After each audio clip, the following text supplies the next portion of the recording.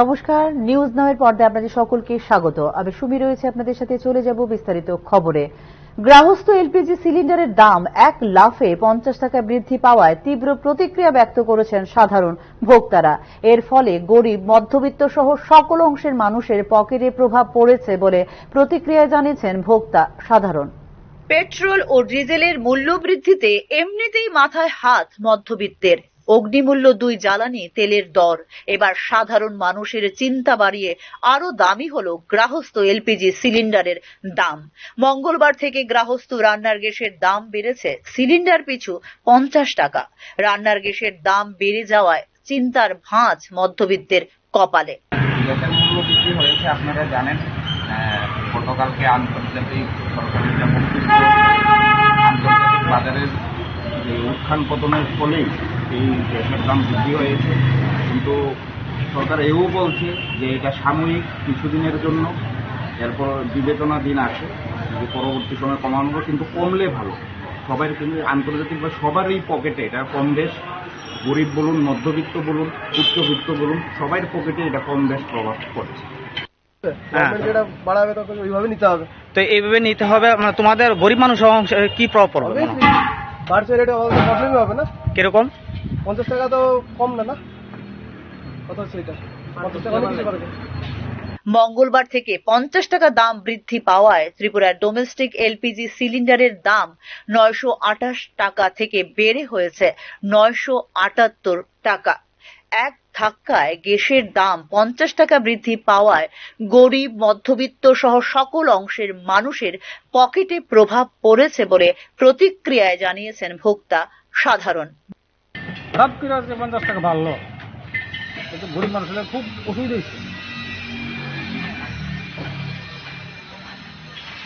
হয়েছে। কিছু লোকের সুবিধা হয়েছে, কিছু লোকের অসুবিধা হয়েছে।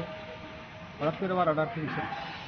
928 টাকা এই মাসে, 980 টাকা।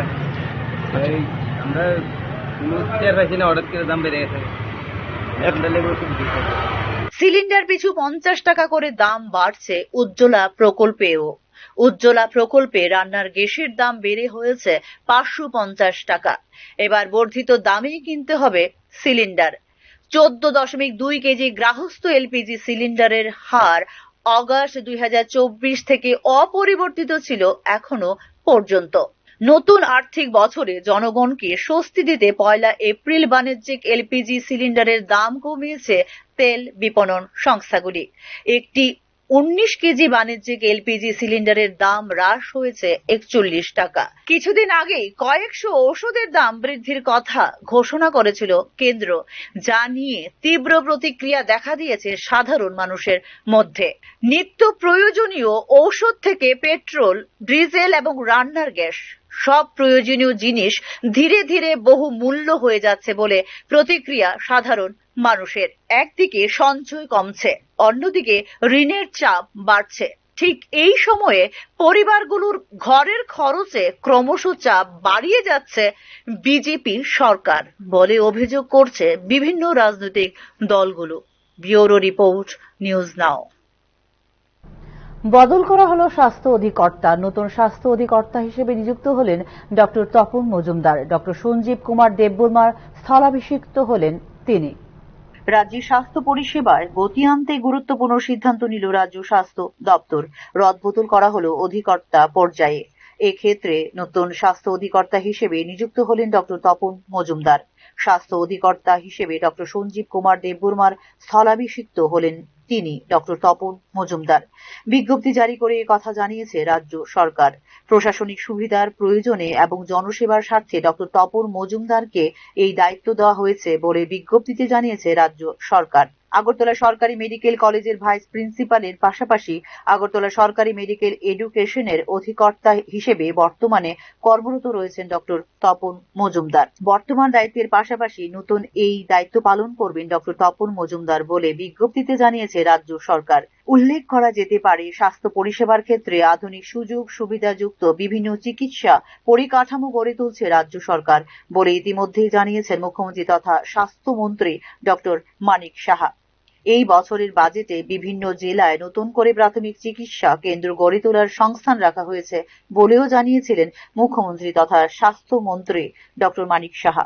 2025-26 অর্থ বছরে স্বাস্থ্য ও পরিবার কল্যাণ দপ্তরের অধীনে বিভিন্ন চিকিৎসক ও নার্স নিয়োগের পরিকল্পনা গ্রহণ করেছে রাজ্য সরকার।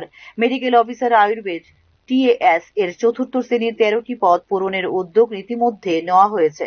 পাশাপাশি TDS এর মেডিকেল অফিসার ডেন্টাল গ্রেড 4 এর 6টি শূন্য পদ পূরণের প্রক্রিয়াও চালু রয়েছে বর্তমানে।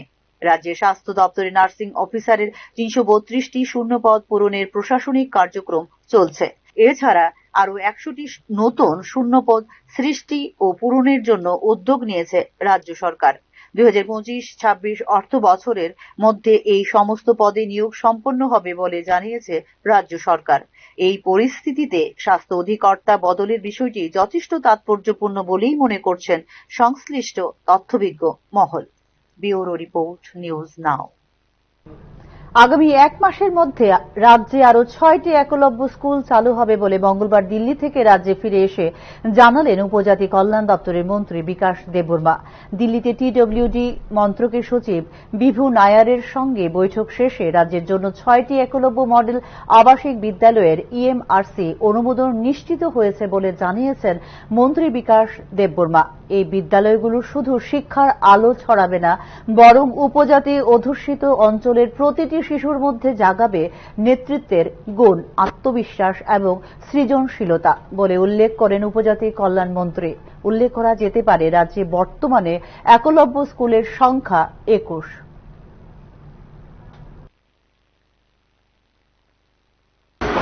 আমাদের রাজ্যের মধ্যে গতদিনে 6টা একলব্য স্কুল চালু ছিল। এখন 1 মাসের ভিতরে আরও 6টা স্কুল একলব্য স্কুল চালু হবে। তার জন্য আমি ভারত সরকারের আমাদের ট্রাইবাল ওয়েলফেয়ার সচিবের সঙ্গে আমি দেখা করেছি, গ্রিন সিগন্যাল নিয়েছি। 1 মাসের মধ্যে এটা চালু হয়ে যাবে এবং আমাদের জনজাতিদের জন্য খুবই সুখবর। এটা দীর্ঘদিন ধরে 35 বছর বামফ্রন্ট সরকার জনজাতিদের শিক্ষার জন্য কোনো কিছু চাই নাই।